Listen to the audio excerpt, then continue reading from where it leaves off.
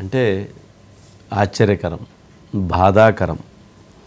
తిరుమల తిరుపతి దేవస్థానంలో వేసేటువంటి మనం కానుకలు వేసేటువంటి హుండీలోనే కన్నం వేశారు. వైఎస్ఆర్సీపీ పార్టీ అధికారంలో ఉన్నప్పుడు అక్కడ ఉన్నటువంటి ఒక ఉద్యోగి. ఆ ఉద్యోగిని కాపాడుతూ ఆ ఉద్యోగి దగ్గర నుంచి మిగిలినటువంటి అధికారులు దాంట్లో సొమ్ము చేసుకున్నారు. ఆ రోజు ధర్మారెడ్డి గారు ఈవోగా, చైర్మన్గా భూమన కరుణాకర్ రెడ్డి గారు ఉన్నప్పుడు జరిగినటువంటి సంఘటన.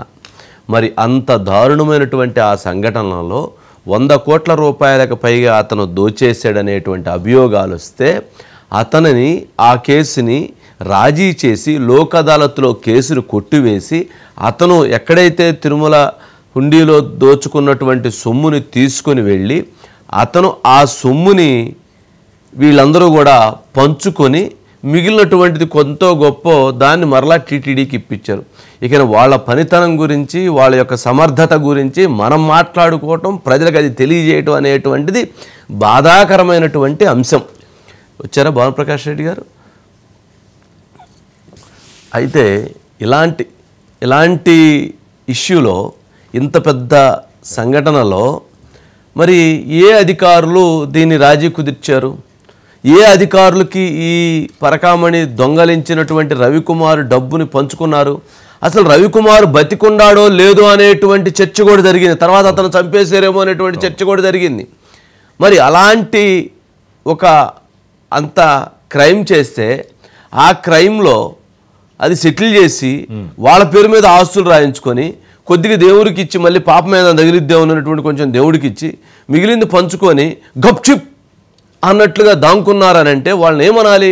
మరి వాళ్ళందరినీ కూడా ఇప్పుడు ఎట్టకేలకి న్యాయస్థానం ఆదేశాల మేరకు సిబిసిఐడికి కేసును అప్పగించడం జరిగింది. TTD board member Bhanuprakash Reddy గారు ఈ విషయంలో ఆయన పోరాటం చేశాడు. పర్టిక్యులర్గా అప్పుడు చేశాడు, ఇప్పుడు చేశాడు.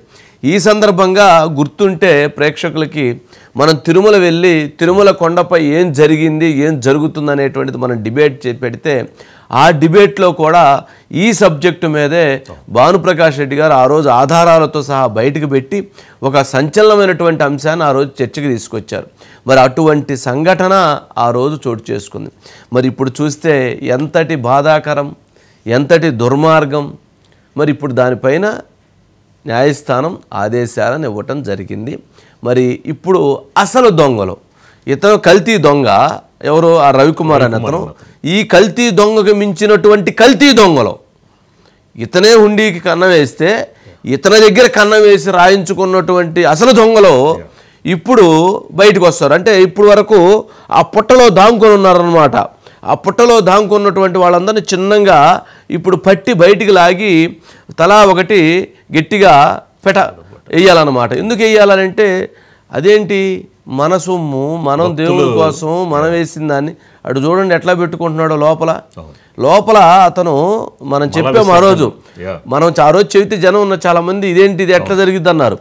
మల విసర్జన చేసుకునేటువంటి ప్లేస్లో అక్కడ హోల్ చేయించుకొని అక్కడ ఒక దీన్ని పెట్టుకొని ఒక హోల్ లాగా దాంట్లోకి ఎన్ని తీసుకొని ఏది విలువైనటువంటి వజ్రాలు ఇట్లాంటి ఏవైతే ఉంటాయో వాటిని తీసుకొని లోపల దోసుకొని అక్కడి నుంచి తీసుకువెళ్ళి వాటిని తర్వాత బయటికి తీసి వాటిని వేరే చెన్నైలో ఉన్నటువంటి వాళ్ళ దగ్గర అమ్మి ఆ డబ్బులు తీసుకొచ్చి రియల్ ఎస్టేట్ వ్యాపారం చేసాడంటే ఈ పనిమంతుడు. ఇతను ఎంతటి అంటే ఇతని వెనక ఆ రోజు ఎవరన్నా సమర్థించి ఉండాలి కదా.